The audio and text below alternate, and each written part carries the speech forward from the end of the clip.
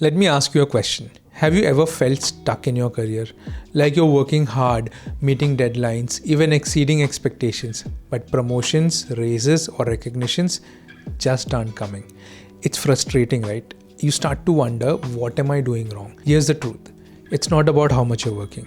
It's about how strategically you're working. And there are real, fixable reasons why you're not moving forward. In today's video, we're going to break down the 5 most common barriers holding you back, and more importantly, how to overcome them with practical, actionable steps. Welcome to CourseCorrect, your upskilling partner.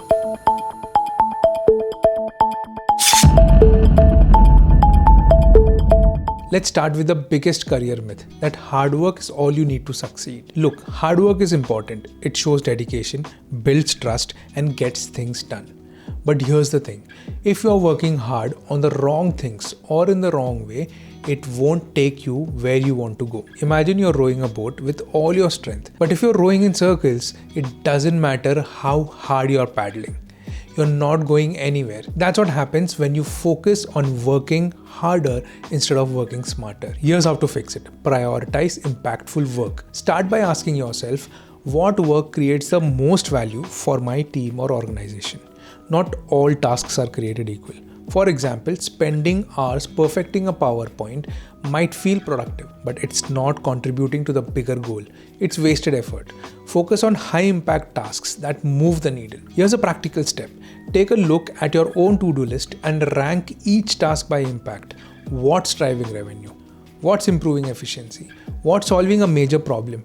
Do those things first. If you're not sure, ask your manager, what's the one thing I can focus on this week that would make the biggest difference? Let's say you're in marketing. Instead of spending hours tweaking social media captions, shift your focus to analyzing campaign performance data to see what's working. Then use that insight to optimize your strategy. That's a high impact move that shows you're thinking big picture. Now, the second biggest problem is visibility, one of the most overlooked barriers to career growth. If people don't know about the value you're bringing, they can't reward you for it. This isn't about bragging, it's about ensuring your work gets the recognition it deserves. Here's how you can fix this. Share your wins strategically. Start by keeping a win journal. Every time you complete a project, solve a problem, or hit a milestone, write it down. Be specific. For example, instead of saying improved customer experience, say implemented a new ticketing system that reduced response time by 30%. Specific results are memorable. Then share those wins in a way that feels natural.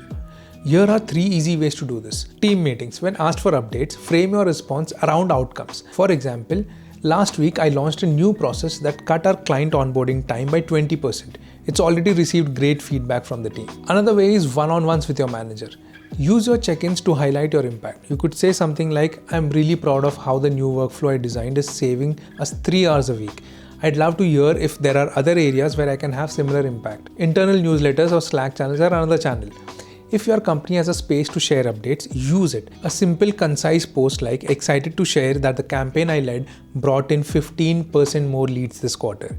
Keep your contribution on people's radar. I once worked with someone who led a big project but never mentioned it in the meetings because they didn't want to seem boastful. Meanwhile, their colleague, who contributed much less, kept talking about their involvement. Guess who got the recognition? Don't let that happen to you. The third blocker is the lack of right skills. Are you sure you have the right skills for the future of your industry? The workplace is changing fast. Skills that were in demand 5 years ago might not be as relevant today. Here's how you can fix this. Do a skills audit and upskill strategically. Step 1 is identify the skills that are most in demand in your field. A quick search on LinkedIn Jobs can show what employees are looking for. Pay attention to terms like data-driven, digital transformation, or specific tools like Salesforce or Tableau. Compare those skills with what you already know. Be honest. Are there gaps? Step 3. Take action. Here's where I want to introduce our platform CourseCorrect to you. CourseCorrect is a platform designed to help you find that one single course that works for you among hundreds of thousands of courses available on internet. Our AI assistant Cora will ask you all the right questions to lead you to that one course. Check out CourseCorrect.fyi for more detail. When was the last time you talked to your manager about your career goals? If the thought of doing that makes you cringe, you're not alone. A lot of us avoid those conversations because they feel awkward or self-serving. But here's the thing, if you don't advocate for yourself, no one else will. Here are the steps you can take to solve this. Schedule a dedicated meeting. Don't try to squeeze this into a casual chat. Say something like, I'd love to have a conversation about my growth and how I can contribute even more to the team. Step 2 is prepare. Go into your meeting with clear examples of your achievements and a vision for where you want to go. For instance, I've really enjoyed leading a recent project and I'd like to take on more leadership opportunities. Are there upcoming initiatives where I could play a bigger role? Step 3 is follow up. After the meeting, send a quick email summarizing what you discussed. This shows you're serious and keeps the conversation on their radar. Now, a friend of mine was nervous about asking her boss for more responsibility. She finally did. And you know what her boss said? I had no idea you wanted this. I thought you were happy where you are.